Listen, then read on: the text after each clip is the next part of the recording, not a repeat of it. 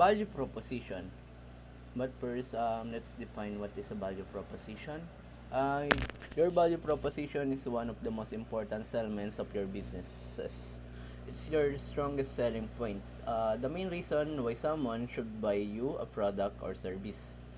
Getting your value proposition right should be a key part of your marketing strategy. But there are so many businesses that get it wrong. For a new business in particular, getting your value proposition right is a must. So, meaning yung value proposition daw ay isa sa pinakamahalagang elemento sa pagbibusiness. Ito yung kinakailangan mo para makabenta ka. Or ito yung isang reason why someone should buy you a product or services. So, meron din mga nagkakamali sa may marketing, sa may value proposition na, for example, yung mga bagong businesses na katatayo lang, hindi nila na ipe-perform na maayo yung pagpag-value proposition at hindi sila nakabenta dahil nga hindi nila ma-define yung product nila. So, nailing your value proposition is crucial for distinguishing your businesses from the competition and connecting with your target audience. So, here are streamlined approach to ensure it's effective. Number one, understand your audience or identify the pain points. Dapat ma-address natin to. What problems or needs does your audience have? So, pwede rin natin gawin is mag-research tayo, mag-gather inside thoughts, surveys, interviews, or market research to understand their desire and challenges. So, pwede rin natin define your unique offer. Pwede natin sa may value proposition, kailangan ma-define natin yung uniqueness ng ating binebenta or yung offer natin. Dapat ma-highlight natin yung benefits. What specific benefits or solution does your product or service provide? So, pwede rin tayong tawag dito, validate and refine. Share your SOSA test, share your value proposition with potential customers or stakeholders to gauge their reaction. So, getting your value proposition right not only helps attract the right customers but also build strong foundation for your marketing efforts and overall businesses. So, what is the purpose of value proposition? Hello, I'm Kurt Lawrence Paz. Let's discuss what is the purpose of a value proposition. Now it's time to talk about the benefits of your product or service by explaining what makes your offering valuable. You can show your customers how they can benefit. So, sinasabi lang po dito na kung ano yung benepisyo o halaga na maibibigay ng iyong produkto or serbisyo sa mga customer. Sa madaling salita, bakit ba kailangan piliin ng mga tao ang iyong produkto or serbisyo kaysa sa iba? Tumutulong ito sa paglinaw kung ano ang magagawa mo para sa kanila at bakit mahalaga sa kanila o bakit mahalaga sa buhay nila ang iyong produkto. What is relevance? A customer needs to know what your product can offer them. How do you solve problem or how can you improve something in their lives? By identifying the things that makes your product or service relevant. You'll be able to get your customer attention and pick their interest in your business. Sabi dito, once na ma-understand mo yung customer issue, yung kung ano yung need ng customer mo sa isang business, pwede mong gawin na mag-focus ka sa mga benefits na pwede nila makuha, ganun. Example, mag-reduce ka ng cost ng product mo or improving quality. And yung mga unique features that your product apart from competition. Kasi alam natin sa market, malaki ang market natin. Marami tayong mga competitors. And by using approach, makukuha mo yung attention ng mga customer mo and magkakaroon sila ng interest sa iyong business. So, next naman po tayo sa value. Ano nga ba ang value sa value proposition? So, from the word itself, ang value po ay ito po ang kahalagahan ng produkto mo sa buhay ng tao. Kung ano man yung magiging epekto, nakatulong ba to sa sa health mo, sa mentalidad mo, o kung ano man sa buhay. O kunyari, mapagpadali ba to ng gawain mo sa ito yung mismong kalagahan nung produkto mo.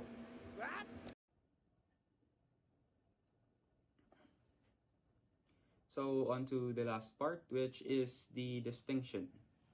And why should customers buy from you? What makes your business distinctive or unique in a way? Identify the things that makes your business stand out from your competition. So, only meaning lang nito is ano ba yung meron ka na wala sa iba? Kapag nagtatayo tayo ng business, syempre, hindi lang naman pwedeng basta-basta nating gayahin yung ibang mga markets. Kunyari na lang, sa business, may ice cream. Syempre, may kanya-kanyang ice cream tayo na gusto, di ba? Hindi naman pwedeng iisang flavor lang yung may offer. So, need natin mag-offer ng mga iba't ibang flavor na unique sa isang business or sa atin kung tayo yung may hawak ng business na yun. And syempre, i-one up natin yung sa atin. Dadagdagan natin ng flavors, hindi katulad nung sa iba na iilan lang yung flavors or pili lang. So, all in all, the conclusion of all the topics that are discussed here, well, a well-crafted value proposition is essential for any business aiming to succeed in a competitive market. So it clearly communicates the unique benefits of a product or service, helping to attract and retain customers. So by understanding the components and importance of a value proposition, companies can better position themselves to meet the needs of their target audience and stand out from the competition. So, like I said nga earlier, we need to one up ourselves kung pupunta tayo sa competitive market kasi people like unique things. Yun na.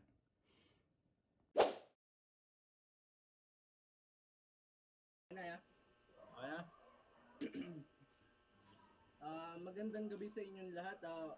Formal ko nung inumpisan yung ating open forum na magpapatungkol lang sa may value proposition at kung paano tayo makapagtinda ng maayos or bebenta yung product natin. Umpisahan natin sa value proposition. Ano yung mga natutunan nyo sa value proposition? Mauna na ako, ya. Yung value proposition, para sa akin, ito yung pagbibigay natin ng information or incentive sa mga customer natin para malaman nila kung ano yung magandang maidudulot ng products natin. Okay May naman. idadagdag ba kayo? Ayun naman, yung value proposition is kung ano yung benepisyong pwedeng makuha ng mga customer na bibili sa product natin. Tama. Sige. May madadagdag ba kayo? Pero ako naman. Muna. Sige. Hansen, Syempre, ikaw lang, para sa akin naman, para sa akin yung value proposition is isang part sa pagpaplano ng business. Syempre, kung lalago ba to kapag ginawa na yung business sa isang lugar. Yun yung sa akin. Parang pagplaplano kung paano mas magiging uunlad or bebenta. Tama ba? Oo, ganun. Kaya ganun. Sige, tama. Kayo, may dadagdag pa ba kayo? Sige, Johnson. Sa akin naman, kung ano yung parang target mo sa customer mo. Bibigay ako ng example. Sige. Example is, kunwari ang product is, ice cream, di ba? Tama. Parang dapat yung ice cream ba is masarap para balikan siya, ganun. Kung yung service natin para sa customer is maganda ba? And other is yung kung yung ambience ba, yung parang yung place ng pinagtitindahan natin, yan, product. So, para magdedepende lang siya kung paano natin i-treat yung customer para sa'yo, di ba? Tama ba? Shane, may dadagdag ka ba doon? Yes po. Sige, sige. Parang sa ano lang, sa mismong pangalan lang niya, from the word itself, na value proposition. Kung ano yung value nung tinitinda mo, kung ano yung magiging epekto sa buhay mo nito, kung ano yung presyo, ganun. Parang sa Something value. so, tama. Yes. So, ngayon, nakapag-share na tayo ng knowledge natin about sa value proposition. Pumunta naman tayo kung paano natin may bebenta yung product natin. Unang-una sa lahat, ano yung magiging target natin or kung ano yung magiging product natin? Di ba ang product natin is yung ice cream? Ano yung magiging ano natin ulit? Yung company name or branch name natin? May suggestion ba kayo? Ah,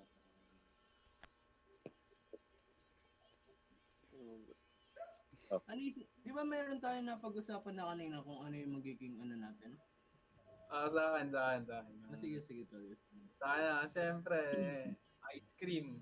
Napag-isipan ko na, siyempre, halos lahat naman tayo dito lalaki. Napag-isipan ko, cream guys. Cream, guys. Tama. Hindi, Maganda. kanina suggestion ko din, cool case eh. Kasi, Kids. di ba? Cool guys, Okay cool tayo. guys. Malamig nga naman, malamig. Pero, mas Sakto trip sa ko yung panahon. ideal eh. Cream, guys. Cream guys. Tama, tama. okay guys. So, ngayon nyari na tayo sa may branch name or sa company name natin. Punta naman tayo sa may target customer or kung paano rin natin siya mabebenta. Para Target sa inyo, market. sino yung magandang target market para sa atin? High school. High school. High school, tapos college. Parang basically student, di ba? Student. Student. Kasi yung magiging negosyo natin, yung pinaka-ice cream is mura. Convenient siya para sa lahat ng estudyante. Kasi magre-range lang siya, Shane? Hindi naman Hello? sa akin. Kahit Mr. hindi Shane naman Ligason. sa akin naman, Sige, kahit go, hindi Leo. naman siya student kasi tulad niya yan, mainit naman yung panahon. So, perfect talaga yung ice cream natin pang palamig. Hindi naman technically students. Pwede kasi siya all ages kasi lahat naman gusto tama. ang ice cream. Pero hindi man technically na all student, pero yung pinaka-mas na magiging customer natin is kasi basically student. Oo. Kasi mas may ang student kasi may pera, may baon. Tama. Tapos isa pa magiging nun is friendly student budget lang tayo. Magre-range lang siya ng Shane, ilan yun magre-range lang tayo? 10 to 50 pesos. 10 to 50 pesos. Di ba? Very affordable lang. Affordable. Tama. May dadagdag pa ba kayo dito or okay na tayo sa open forum natin ngayon? Mukhang wala na. Siguro dun sa sige, di ba? sige. Di ba student nga yung paano natin, target market natin. Di ba minsan maraming eskwelahan. Pwede natin siya i-on wheels yung ice cream. Tama. Parang yung naging topic natin last time kay Sir. About Kasi siyempre, minsan yung bata kagaya sa atin, di ba, tumatawid pa tayo ng flyover ba? Doon tama. Doon sa may kung nag-base pwede na lang naman tayo natin ilapit. sa school. Sa school natin sa mga university. Kung pwede naman natin siya ilapit, di ba? Mas Pwede naman, ang mangyayari parang ice cream on wheels. Yes. Yes. Ice cream on wheels. May dadagdag Saka pwede din sa mga kasi yun hindi lang student, sabi ko nga, pwede rin siya mga any kinds of event. Tama. Yes. Lalong mas bebenta siya kung may event, di ba? Yes. Kayo, baka may dadagdag pa kayo, go. Kasi open forum naman to, lahat tayo pwede may suggest. Total open forum naman to, lahat pwede mag-suggest, lahat ng suggestion nyo is valid. So, kung may dadagdag pa kayo, pwede nyo nang sabihin nyo yun bago natin saradong yung open forum natin.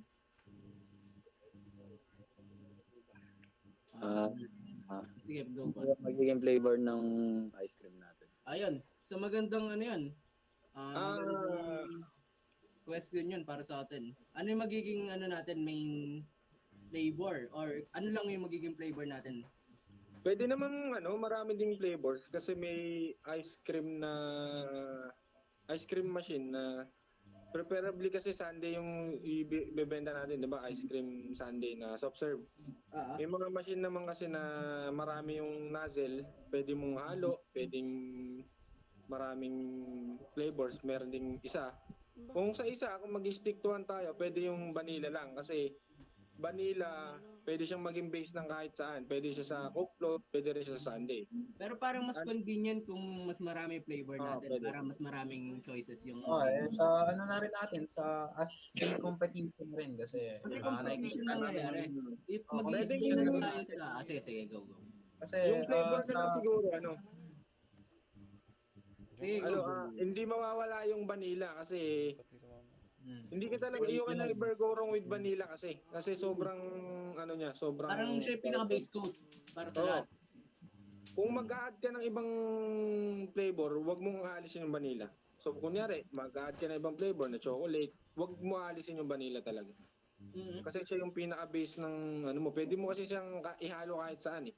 Hindi siya mag-iiba ng lasa unlike sa chocolate kasi. Medyo mapait-pait yan pag naging soft serve. Parang yung kasi, yung vanilla is bagay siya sa lahat. Oh, yes. For example nga, yung chocolate na sinabi mo, pagka hinalo natin siya sa ibang product, is sumasama yung lasa niya. Oh, medyo mapait kasi yung chocolate. Tama, magandang reason yun. May may dadagdag pa kayo doon? Oh, wala na. Kung kayo, Isa-isay na lang natin. Ikaw, J. Mark.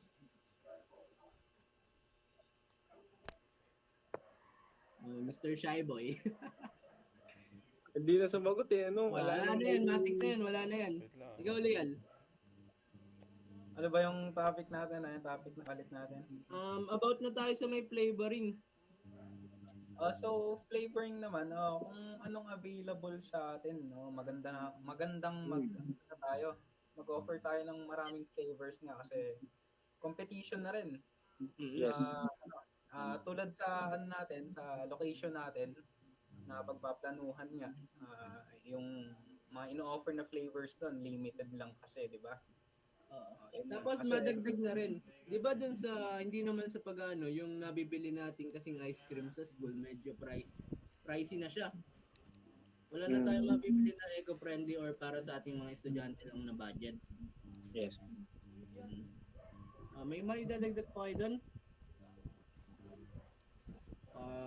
Masa na ba tayo? Pas, ikaw. Okay na. Okay na. Jansen, pare. Okay lang. Okay na din yun. So ngayon, formal ko nang sinasarado yung open forum natin. Nawa ay maging maayos ang ating gabi. Salamat sa inyong lahat. Salamat po. Bye-bye guys. Okay, Jem, cut mo na lang yan. Okay sa inyo yung open forum natin. Okay, yeah! na sabi. So officially,